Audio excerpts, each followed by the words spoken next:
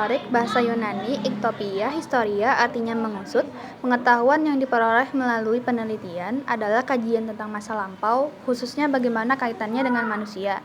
Dalam bahasa Indonesia, sejarah dapat diartikan sebagai kejadian dan peristiwa yang benar-benar terjadi pada masa lampau, serta asal-usul silsilah keturunan, terutama bagi raja-raja yang memerintah. B. Peranan manusia dalam sejarah. Manusia memiliki peran dalam sejarah, baik sebagai subjek sejarah maupun sebagai subjek sejarah. Adapun sejarah memiliki peran menjernihkan jiwa dan pemikiran manusia untuk menempuh fase kehidupan, fase of life selanjutnya dengan lebih baik. Konsep ruang dan waktu dalam sejarah. Konsep ruang sejarah mengenal adanya dimensi spesial dan dimensi temporal. Spesial atau ruang merupakan tempat terjadinya suatu peristiwa sejarah, sedangkan temporal atau waktu ini berhubungan dengan kapan peristiwa tersebut terjadi, sedangkan manusia adalah subjek dan objek sejarah. D. Cara berpikir kronologi dalam mempelajari sejarah. Konsep berpikir kronologi adalah sebuah metode analisis suatu peristiwa yang terjadi pada masa lalu dan menitik beratkan pada waktu. Artinya, waktu dari satu kejadian ke peristiwa lain yang telah terjadi pada masa lalu yang saling berhubungan akan diurutkan secara runtut. Cara berpikir diakronik dalam mempelajari sejarah. Cara berpikir diakronik dalam sejarah disebut juga berpikir secara kronologis.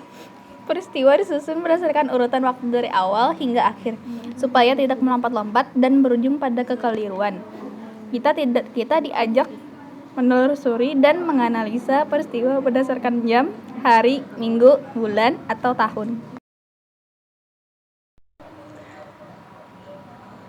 F. Cara berpikir sinkronik dalam mempelajari sejarah. Maka dalam sejarah sinkronik adalah cara berpikir yang meluas dalam ruang tetapi terbatas pada waktu.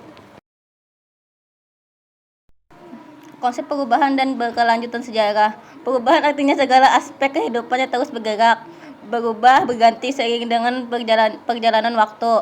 Berkelanjutan artinya dalam mempelajari sejarah kita harus menyadari bahwa rangkaian peristiwa sejarah sejak adanya manusia sampai sekarang adalah peristiwa-peristiwa yang berkelanjutan dan tidak terpisahkan.